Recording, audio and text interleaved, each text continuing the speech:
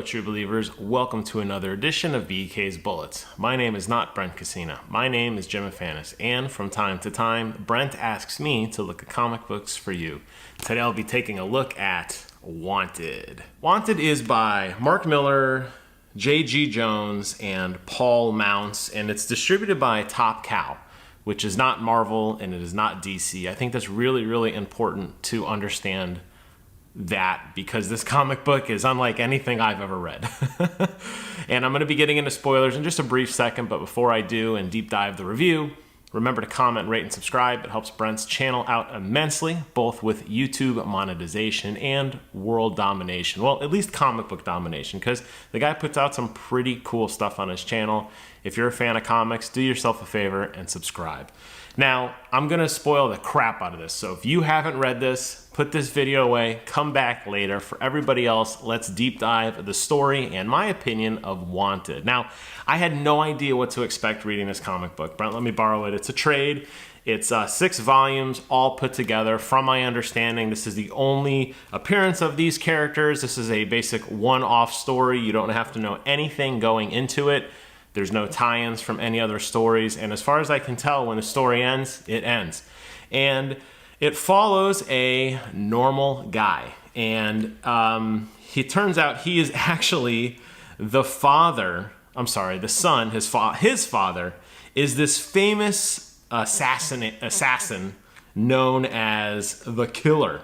And in the back of the book here, they have some really cool dossier showing off all of the different characters. So if you see me looking down from time to time, it's because I'm reading a little bit more of the bios. The Killer has a son named Wesley Gibson, and in the first couple panels of the book, the Killer gets brutally assassinated. We fast forward to his mild-mannered son, who's living a pretty rough life. His girlfriend's cheating on him. He's in a dead-end job. He gets picked on a lot. He's basically a wuss. He even describes himself as such many, many times. And you really are very quickly punched in the face with this, because this book has some of the craziest language and violence I've ever seen. If this was a movie, it would definitely be rated R. I wouldn't say X because there's not really any nudity or anything like that, but excessive gore, excessive language. You can't go a page in this book or pretty much a panel when anybody's talking without getting some pretty crude language. And I'm going to keep it clean here for Brent's channel, but I'll let you guys know that this is not for the faint of heart. And I like that. I've always said that, to me, comic books are best when they're told gritty and truthful. And I think a lot of people in this kind of world would talk like this. It made sense. It never felt ham-fisted to me. It never felt like they were trying to cuss just because it was the cool thing to do.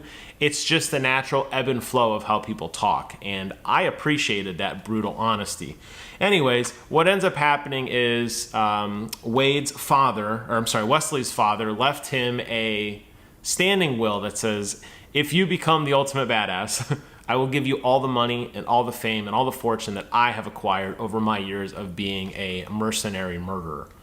And he accepts because, you know, it makes sense for the story, which was a little far-fetched, I think, honestly, from him just snapping like that. And within seconds, he's out murdering his best friend. He's telling his boss to, go sail a kite, killing a lot of people that have wronged him in the past.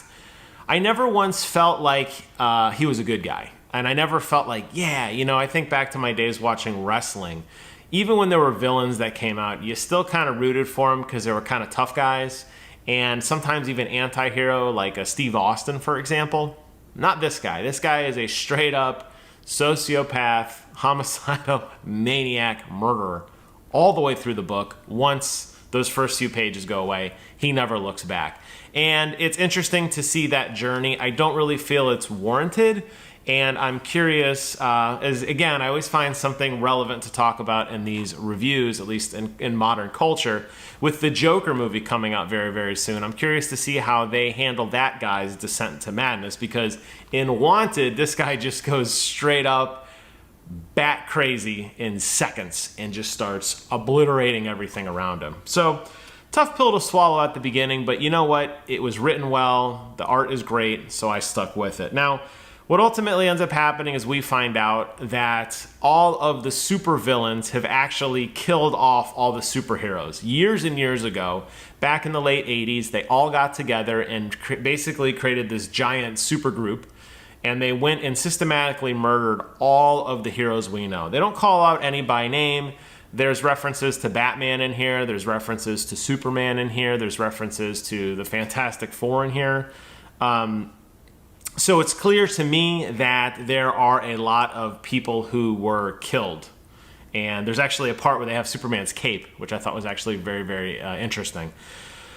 But no, again, never mentioning by name. What ends up happening is after the evil has taken over the world, they implement this weird machine that basically erases everybody's memory, and that everybody in the world forgets the existence of superheroes or supervillains. Then these supervillains go off and start this behind-the-scenes criminal empire, and they basically carve the world up into zones.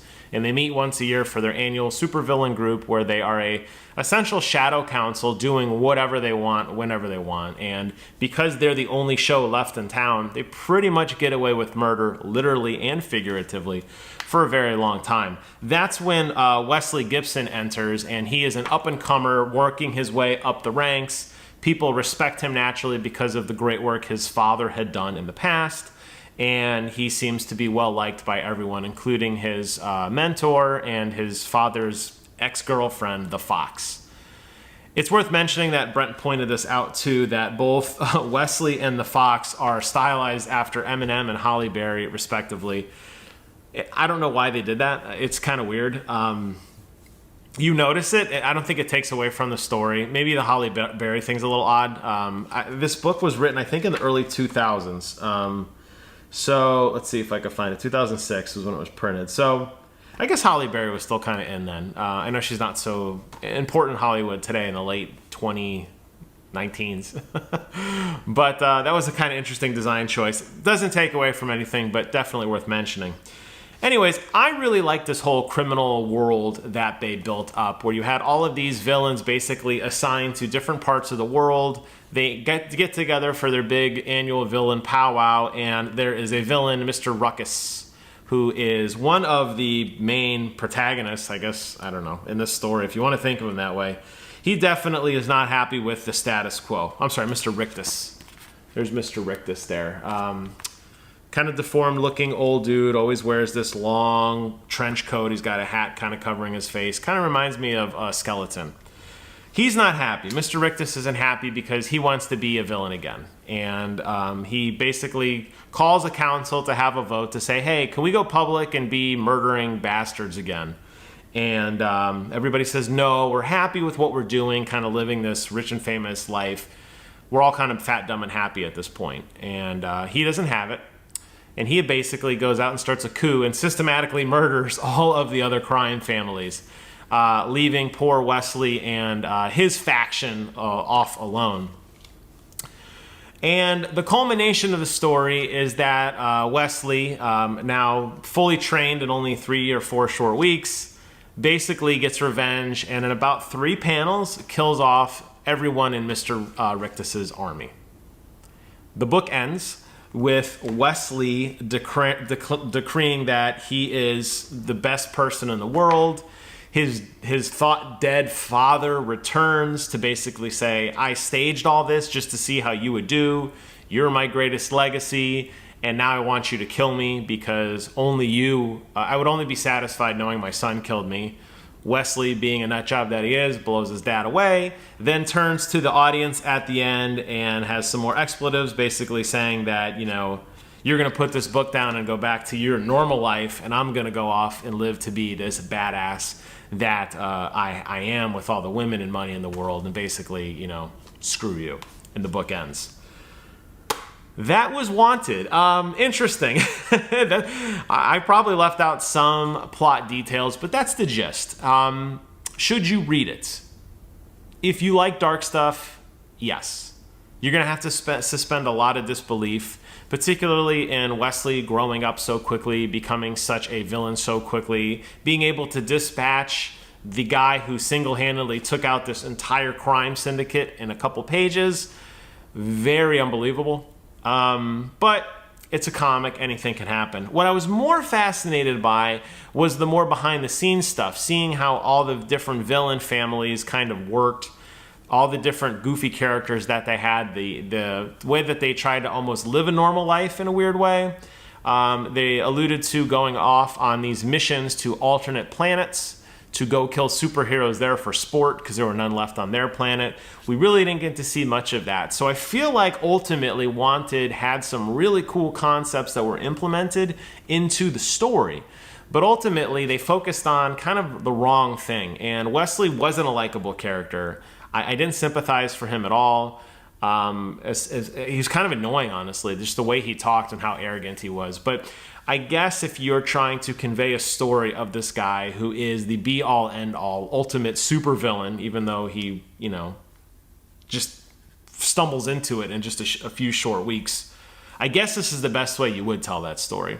The story I wanted to hear more about, though, was about the criminal mind in the background, and we didn't get that. But it was good. I liked it. I'm glad that there are comics like this that exist because it pushes the envelope in a wildly, radically different way than all the other comics that I have read. Very rarely do you get any kind of cussing or extreme violence, really in any comic, really under DC or Marvel's umbrella. Definitely when I used to read Spawn years ago under Image Comics. I don't know if they're still around anymore. I'm sure Brent can correct me there. But that was very mature, and I like that. I like the maturity. So I like the fact that we get nudity and violence and, just reality. This is reality. This is the criminal world. You're reading about it. And I think in that sense, these guys absolutely nailed that aspect of it, and I liked it. Definitely an R-rated comic book, definitely something that is not for the faint of heart, but it was an interesting read, and I'm glad I did. I'd be curious to see what other comics Brent picks for me next. He knows I like the dark, gritty stuff. This is probably about as dark and gritty as I think we can go in a comic. I mean, maybe there's other things out there. I'm not really sure. I guess that'll remain to be seen. But if you haven't checked it out, the name of the comic is Wanted. And you might like it. You might hate it. Either way, leave a comment below. Let me know what you think about it.